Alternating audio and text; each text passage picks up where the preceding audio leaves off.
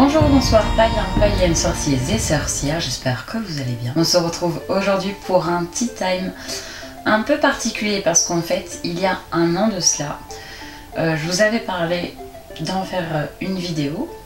Donc je me suis dit, allez, c'est parti, ça va faire un an, il est plus que temps de la faire. Alors plus que temps en effet, parce que voilà, quand je fais les vidéos how to avec centré sur des charmes, des sortilèges, tout ça, j'ai tendance à vous dire et à vous rappeler dans celle-ci de bien visualiser lorsque vous procédez. Et je trouvais ça important de le rappeler, que vous soyez débutant ou un peu moins, il est quand même toujours bon de se rappeler les bases, même si voilà, une fois que c'est acquis, ça devient automatique, mais bon. Il s'agit donc de la visualisation. Alors la visualisation, qu'est-ce que c'est pour les néophytes? J'ai essayé d'en faire une petite définition, hein, ne tirez pas sur le messager. Donc en fait la visualisation est une pratique puissante puisqu'elle utilise notre subconscient tout en jouant sur notre conscient.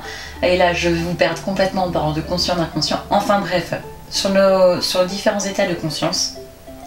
Et donc qui va nous rendre plus sensibles en fait au plan subtil sur lequel nous allons travailler pour mettre en évidence la magie.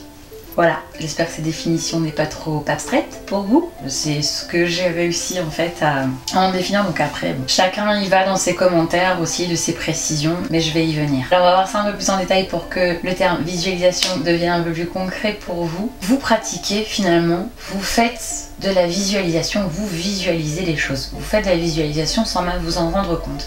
C'est-à-dire que, exemple qui pour moi est le plus parlant, parce que je lis beaucoup, et il faut savoir que quand on a tendance à lire des romans, peu importe le genre, mais quand on lit des romans, toutes les descriptions qui sont données par un auteur, toute l'histoire qui est écrite, et si un auteur est bon et qu'il a de bonnes descriptions, franchement, vous êtes complètement dedans. C'est-à-dire qu'en fait, vous finalement, vous visualisez l'atmosphère du livre, vous visualisez les personnages, vous visualisez un peu plus l'histoire dans votre tête, comme si en fait finalement c'était adapté en film et que le film se déroulait là-haut. Donc voilà, ça c'est pour un exemple un peu plus concret. Et puis pour ceux que ça ne parle pas trop parce qu'ils n'aiment pas trop lire, j'en parlerai autrement. Oh, je vais y arriver. La visualisation, ça va me saouler. La visualisation, et là j'ai crié, je vais péter aux oreilles.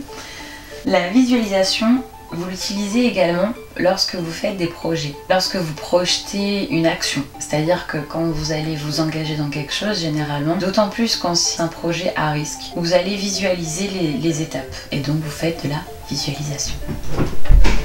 Alors, on en était où? Donc voilà, concrètement, la visualisation, ce que c'est. Alors pourquoi est-ce important, primordial, essentiel et même une base de la magie? À quoi ça sert concrètement en magie, la visualisation? Et bien ça sert à tout. C'est-à-dire qu'il n'y a pas de charme, il n'y aura pas de sortilège tant qu'il n'y aura pas cette visualisation. Parce que cette visualisation, comme je disais, comme c'est un jeu sur nos états de conscience, ça nous permet d'être plus sensibles au plan subtil. Or, la magie, qu'est-ce que c'est? C'est l'énergie qui va véhiculer entre le plan subtil et le plan physique. Et donc nous, quand on pratique donc l'art de la magie, on va en fait utiliser ces énergies et on va les tirer dans un sens ou dans l'autre, ou voilà. Non, il n'y a pas qu'un sens ou l'autre, hein. Mais bon, je m'entends. On va utiliser ces énergies et donc la visualisation sera primordiale justement pour voir ces énergies que l'on manipule. Et je ne trouverai jamais de terme assez adéquat, on va dire manipuler. En fait, pour rejoindre la vidéo How to, technique de méditation que j'avais faite l'année dernière, en fait, je vous parlais de méditation orientée. Mais c'est déjà en fait une technique. Par exemple, les thérapeutes qui pratiquent l'hypnose pour aider à se défaire d'une mauvaise habitude, comme la cigarette,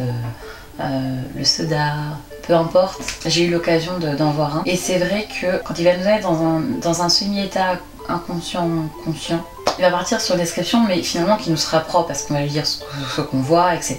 Enfin bref. Et on visualise à ce moment-là. Et il va utiliser donc ce que l'on voit pour placer au bon moment les mots pour dire voilà votre addiction telle et telle, la voyez-vous, de quelle couleur est-elle, etc.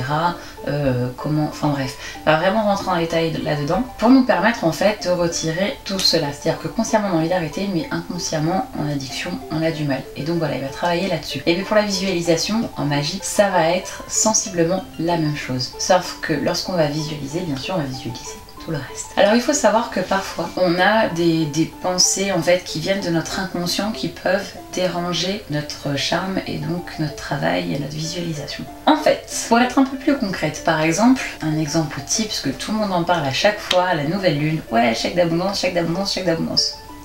Ok, Alors premièrement, chèque d'abondance, ok. Mais alors si tout le reste du mois vous vous dites je suis dans le rouge, je suis dans le rouge, ça va pas, je suis dans le rouge, je suis dans le rouge, j'ai un manque financier, etc. Parler de loi d'attraction, mais qui n'est pas le sujet, on en parlera une autre fois. Et une fois dans le mois vous dire on visualise je suis riche, je suis machin, ça ne suffit pas. Et il faut savoir que parfois, même en se faisant ce sort, voilà, je visualise, je ne manque de rien, je suis en pleine santé, etc.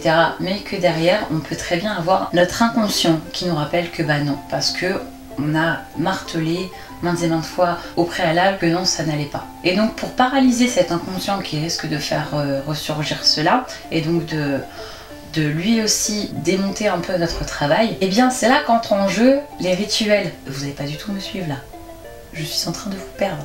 Oh bon, j'essaie de revenir. Donc notre inconscient qui peut intervenir, interférer avec notre volonté consciente lorsque on crée cette visualisation, on va un peu l'endormir. Et c'est là qu'entrent en jeu les rituels. Alors on voit avec les chamans qui rentrent en transe complètement et qui par le chant, la danse ou les sons, les percussions, etc. vont un peu endormir cet inconscient avant de pratiquer toute magie. Et bien il en est de même si vous n'êtes pas chaman et vous ne procédez pas à ce genre de choses. Il y a un tas de techniques pour justement contrebalancer un petit peu ces deux lobes et avancer dans un même but pour rejoindre notre volonté. Et donc ces techniques, eh ben, on les retrouve sous forme de rituels. Alors je parle pas d'un rituel à faire, non. Je parle de tout ce que l'on ritualise avant de pratiquer un charme, un sortilège ou quoi que ce soit, ou même une cérémonie. Alors bien évidemment, il y a la méditation, et donc je reviens à la vidéo que j'ai faite l'année dernière sur How to, technique de méditation, qui va permettre, lorsque notre esprit est donc dans un état profond de détente, on va se retrouver plus disponible et plus concentré, ce qui va permettre également d'orienter nos différents états de conscience. Et de la même manière, va agir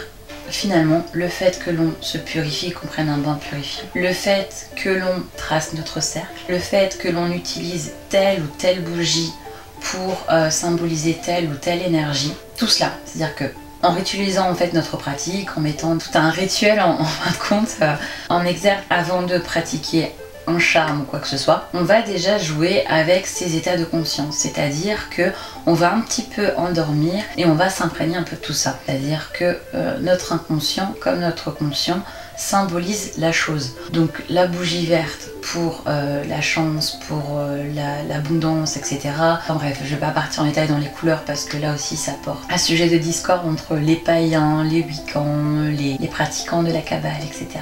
Donc on va passer, mais en tout cas, voilà, c'est toutes ces choses en fait, tous ces rituels qui vont vous permettre d'endormir finalement vos différents états de conscience pour que votre volonté dirige le tout. Et c'est pour ça notamment qu'il n'est vraiment pas recommandé de lire un charme, de lire un sortilège, d'avoir des choses un peu trop tangibles, de réfléchir, voilà, il faut conserver pour rester concentré sur notre visualisation. On a tout cela, c'est mis en position, on a retenu notre incantation, on la connaît par cœur, on s'en inspire, on peut visualiser chaque mot que l'on emploie. Voilà, c'est vraiment très important de ne pas lâcher l'affaire jusqu'à la fin de notre sort ou de notre charme. Alors si vous voulez, je serais ravie de faire une vidéo avec how to visualisation, histoire de savoir comment s'entraîner, comment même s'initier, histoire que ce soit encore plus concret parce que j'ai peur que cela ne soit toujours pas le cas. En tout cas, j'espère que je ne vous ai pas perdu et que cette vidéo a pu vous aider à vous éclaircir, à lever le voile sur le principe de la visualisation. Si c'est le cas, n'hésitez pas à mettre un petit pouce vers le haut. Et si c'est pas le cas, pour ceux qui ne le savent pas, les petits pouces vers le bas me vont très bien, à condition de m'expliquer pourquoi, histoire que je m'améliore. Sur ce, je vous dis à très bientôt et surtout soyez bénis.